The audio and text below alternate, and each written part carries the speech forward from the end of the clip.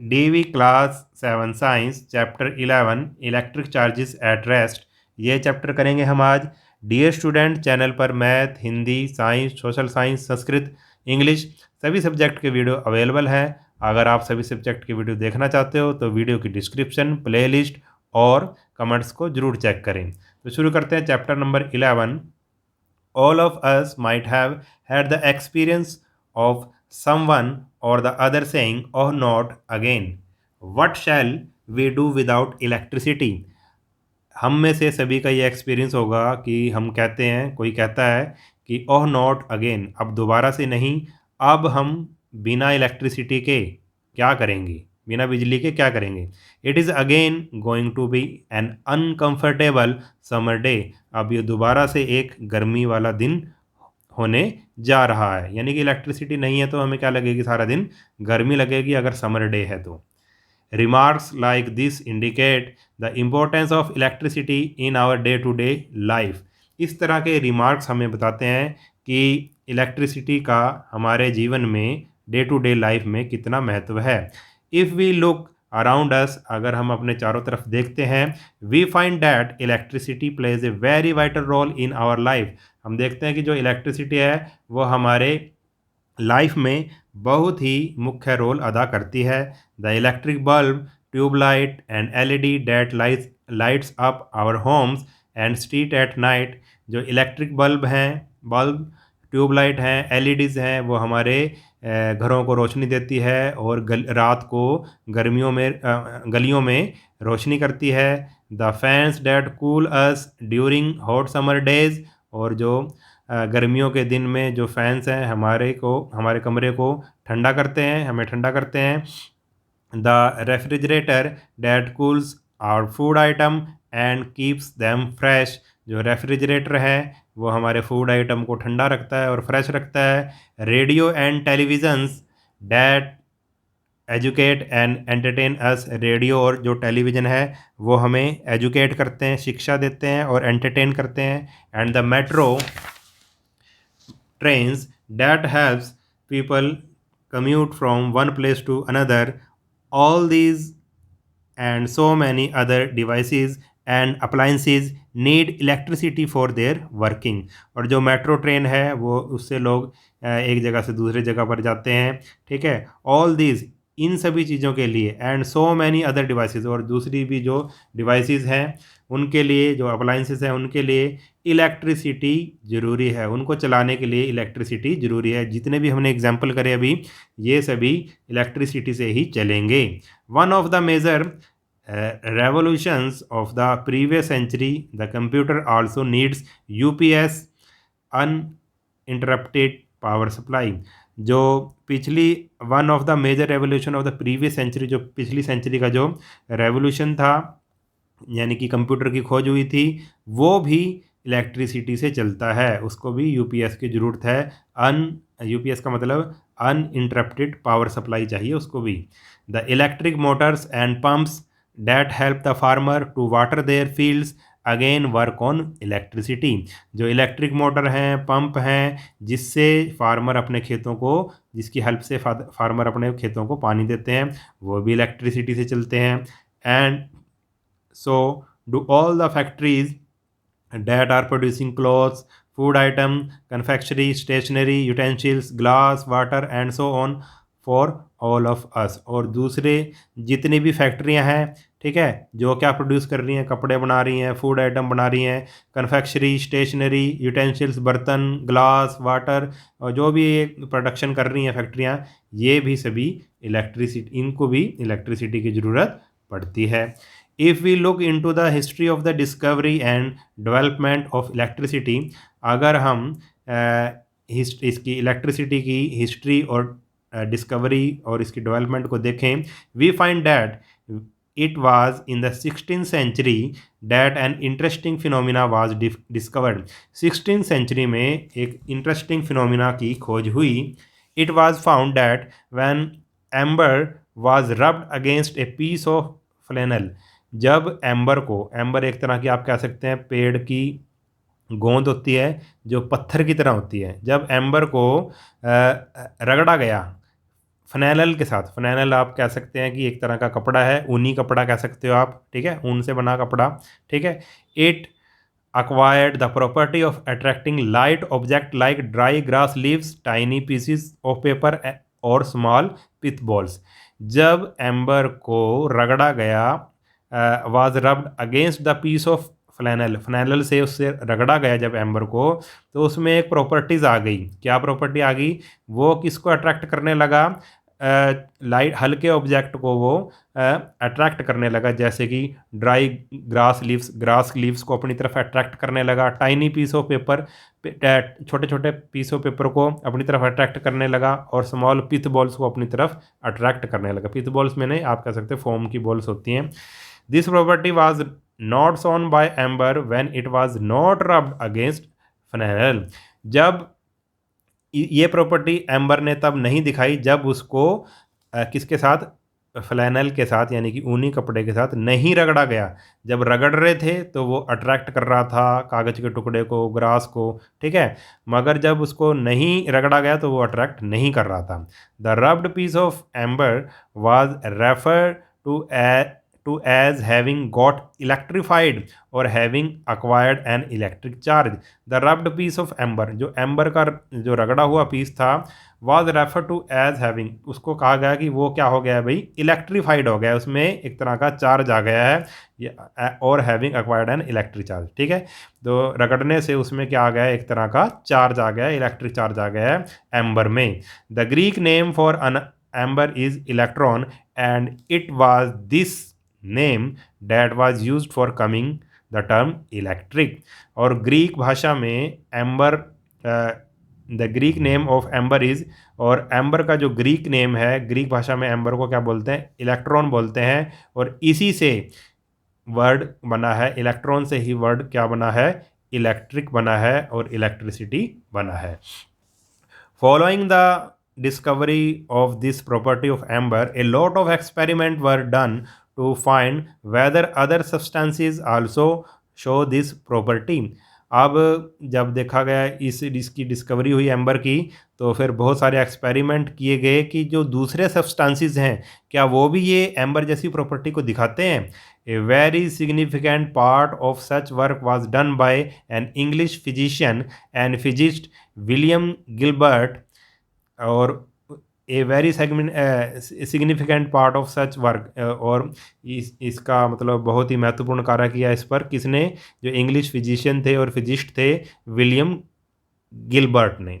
He discovered that this property was also shown by substances like diamond, sapphire, opal and rock salt. उसने ये बताया कि William Gilbert ने बताया कि एम्बर के अलावा भी कुछ सब्सटेंसेस ऐसे हैं जो ये प्रॉपर्टी को दिखाते हैं, अट्रैक्ट करते हैं रगड़ने पर, जैसे कि डायमंड है, सफ़ायर है, ओपल है और रॉक साल्ट है। There were however some other substances which did not show this property. जब और दूसरे सब्सटेंसेस भी हैं जो ये गुण को नहीं दिखाते, इस प्रॉपर्टी को नहीं दिखाते, रगड़ने पर वो कागज़ के टुकड़ों को या हल्की चीज़ों को अट्रैक्ट नहीं करते। आगे है हमारे पास अनचार्ज एंड चार्ज ऑब्जेक्ट, इसके बारे में पढ़ेंगे। An object is said to be electrically charge और simply charge if it has acquired the property of attracting light object. अगर कोई ऑब्जेक्ट में ये प्रॉपर्टी है कि वो अट्रैक्ट कर रहा है लाइट ऑब्जेक्ट्स को, हल्के ऑब्जेक्ट को वो अगर अट्रैक्ट कर रहा है, तो उस ऑब्जेक्ट को हम बोलेंगे चार्ज्ड बोलेंगे या फिर इलेक्ट्रिक चार्ज बोलेंगे। Most of the substances usually do not have this property, they are uncharge. और अधिकतर जो सब्सटेंसेस होते हैं वो ये प्रॉपर्टी शो नहीं करते, तो इनको हम बोलेंगे ये अनचार्ज्ड हैं, इन पर चार्ज नहीं है। Let us now do some simple activity to see how object can be charged and what are their special property when they are charge up. अब हम कुछ एक्टिविटी देखेंगे कि कैसे object can be charge, object को कैसे charge किया जा सकता है, and what are their special property when they are charge up, और वो क्या स्पेशल प्रॉपर्टी दिखाते हैं जब उनको चार्ज अप किया जाता है। तो ये एक्टिविटी 1 है। Take a dry plastic comb, एक कंघा लो एक, जो बिल्कुल ड्राई हो, बिल्कुल सूखा कंघा होना चाहिए। And rub it vigorously through dry hair, और अपने ड्राई हेयर में, सूखे बालों पर उसको तेजी से रगड़िए। Now bring this comb near tiny bits of paper, अब इस कॉम को छोटे छोटे पेपर के टुकड़ों के पास लाइए। You will find that the paper bits get attracted toward the dry com, आप ये देखोगे कि जो ये कॉम है ये पेपर्स को अपनी तरफ अट्रैक्ट करेगी। This shows that a dry plastic comb gets electrically charged when rubbed। इस चीज़ ने ये दिखाया कि जब कॉम को रगड़ा जाता है बालों के साथ तो ये इलेक्ट्रिकली चार्ज हो जाती है। तो ये आपने एक्टिविटी खुद भी करके देखनी है। दूसरी एक्टिविटी क्या है? Take a dry metal comb and bring it near tiny bits of paper after vigorously rubbing it through dry hair. अब इस बारी क्या लेना है? मेटल कॉम लेनी है, ठीक है, कंघा लेना है मगर मेटल का लेना है। पिछली बार हमने लिया था प्लास्टिक का। अब देखो क्या होता है, वैसे ही सूखे बालों में रगड़ो इसको अपने सिर के। Do this paper bits fly of toward the com, क्या इस बार भी जो पेपर है, पेपर के जो टुकड़े हैं वो कॉम की तरफ आए, अट्रैक्ट हुए? We find that they do not do so, हम देखते हैं कि ऐसा इस बार नहीं हुआ। This shows that a dry metal comb does not get charged up even after vigorous rubbing। हमने ये देखा कि जो ड्राई मेटल कॉम थी वो चार्ज अप नहीं हुई जबकि हमने उसको अच्छे से रगड़ा था। तो प्लास्टिक की तो चार्ज हो गई मगर जो मेटल की जो कॉम थी वो चार्ज नहीं हुई। The result of similar activity for some other object are summarised in the table below. अब कुछ और दे रखे हैं ऐसे ऐसे जो मटेरियल दे रखे हैं जिनको रगड़ने से कुछ तो चार्ज अप हो जाएंगे मगर कुछ चार्ज अप नहीं होंगे। Material, metallic, non metallic, electric property. Plastic com non metallic होती है, आपको पता है, मेटल नहीं होता ये। तो gets charge up on rubbing, जब इसको रगड़ेंगे तो इस पर चार्ज आ जाएगा। मेटल कॉम मेटालिक होती है, मेटल से बनी होती है। Does not get charge up on rubbing, ये चार्ज अप नहीं होती जब इसको रगड़ते हैं। तीसरा है drinking plastic straw. Plastic straw होती है जिससे हम जूस वगैरह पीते हैं, ठीक है, स्ट्रॉ से। नॉन मेटालिक होती है क्योंकि प्लास्टिक की है, अगर इसको रगड़ेंगे तो ये चार्ज अप हो जाएगी। इबोनाइट रोड, ये आप कह सकते हैं रबड़ जैसे होता है ना, रबड़ की रोड होती है, एक तरह की रबड़ होती है इबोनाइट। नॉन मेटालिक होती है ये, gets charge up on rubbing, जब इसको रगड़ेंगे तो ये चार्ज अप हो जाएगी। उसके बाद है ग्लास रोड, ये भी नॉन मेटालिक होती है, मेटल से नहीं बनी होती, gets charge up on rubbing, ये भी चार्ज अप हो जाएगी जब इसको रगड़ेंगे। मेटल पेन मेटालिक होता है, पेन, ठीक है, पेन बना हो मेटल से, मेटालिक है ये, तो does not get charge up on rubbing, ये चार्ज अप नहीं होगा। यानी कि जो मेटल से बनी चीज़ें हैं वो चार्ज अप नहीं होंगी, ठीक है, ये पॉइंट नोट करने वाला है। आगे है हमारे पास कंडक्टर एंड इंसुलेटर। कंडक्टर क्या होते हैं और इंसुलेटर क्या होते हैं? From the result of the activity 2, जो हमने ये एक्टिविटी 2 की है, ठीक है, जब हमने मेटल की कॉम को रगड़ा तो चार्ज अप नहीं हुई। We find that metallic object do not get charge up on rubbing, तो हमने एक पॉइंट नोट किया कि मेटालिक ऑब्जेक्ट हैं वो रगड़ने पर चार्ज अप नहीं होते। Non metallic object however gate charge up on rubbing, और जबकि जो दूसरे नॉन मेटालिक जो मेटल नहीं थे वो चार्ज अप हो जाते हैं रगड़ने से। We can therefore think of two different type of material in nature, तो हम दो तरह के मटेरियल के बारे में सोच सकते हैं कि नेचर में दो तरह के मटेरियल हैं, that gate charge up on rubbing, और दूसरी तरह के that do not get charge up on rubbing. एक तरह के दिए जो चार्ज अप हो जाते हैं रगड़ने से, और दूसरे वो हैं जो चार्ज अप नहीं होते रगड़ने से। तो दो तरह के हम सोच सकते हैं कि मटेरियल नेचर में होते हैं। Metallic that normally do not get charged up on rubbing because they allow an electric charge to flow through them with ease are known as conductor। जो मेटालिक मटेरियल होते हैं, जो मेटल से बने हुए मटेरियल होते हैं, वो चार्ज अप नहीं होते रबिंग से। क्यों नहीं होते?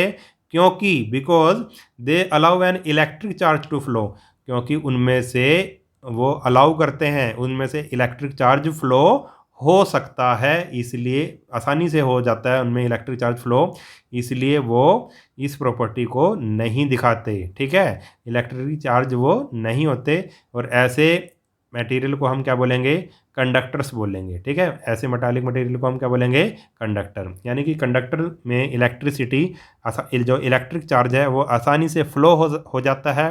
ठीक है, उस अलाउ करता है उसको फ्लो होना, तो इसलिए उसमें वो चार्ज अप नहीं होते जितने भी मेटल हैं। दूसरी तरफ non metallic material that normally gate charge up, non metallic material हैं वो चार्ज अप हो जाते हैं। क्यों जाते हैं? Because they do not allow an electric charge to flow through them easily, क्योंकि वो अलाउ नहीं करते जो इलेक्ट्रिक चार्ज उनमें से फ्लो हो सके आसानी से। ठीक है, कंडक्टर में से तो आसानी से इलेक्ट्रिक चार्ज फ्लो हो जाता है। ठीक है, यानी कि मेटल्स में से फ्लो हो जाता है, और जो नॉन मेटल होते हैं उसमें आसानी से जो इलेक्ट्रिक चार्ज है वो फ्लो नहीं होता, इसी कारण वो चार्ज अप हो जाते हैं। तो ऐसे मटेरियल को क्या बोलेंगे हम, इंसुलेटर बोलेंगे। ठीक है, जो नॉन मेटालिक मटेरियल है उसको हम क्या बोलेंगे, इंसुलेटर बोलेंगे, और जिसमें से इलेक्ट्रिक चार्ज आसानी से फ्लो नहीं हो सकता। Both conductor and insulator find a wide variety of practical applications in our daily life. और जो कंडक्टर हैं और जो इंसुलेटर हैं, हमारी जो डेली लाइफ में उनकी बहुत ही ज़्यादा प्रैक्टिकल एप्लीकेशंस हैं, बहुत ही ज़्यादा उनके फ़ायदे हैं। आगे है डू यू नो, ये देख लेते हैं हम। डू यू नो में क्या है, metals are also known to let heat flow through them with ease. जो मेटल है उसमें से आसानी से हीट भी फ्लो कर सकती है, गर्मी भी फ्लो कर सकती है। We may thus say that good conductor of heat are also good conductor of electricity and vice versa. तो हम ये बात कह सकते हैं कि जो गुड कंडक्टर ऑफ हीट होते हैं वो गुड कंडक्टर ऑफ इलेक्ट्रिसिटी भी होते हैं, या फिर ऐसे भी कह सकते हैं जो गुड कंडक्टर ऑफ इलेक्ट्रिसिटी होते हैं वो गुड कंडक्टर ऑफ हीट भी होते हैं। तो इस वीडियो में हम इतना ही करेंगे। अगर वीडियो आपको अच्छा लगा है तो चैनल को सब्सक्राइब कर लेना, और वीडियो को अपने सभी दोस्तों के साथ शेयर ज़रूर कर देना। मिलते हैं नेक्स्ट वीडियो में, तब तक के लिए नमस्कार।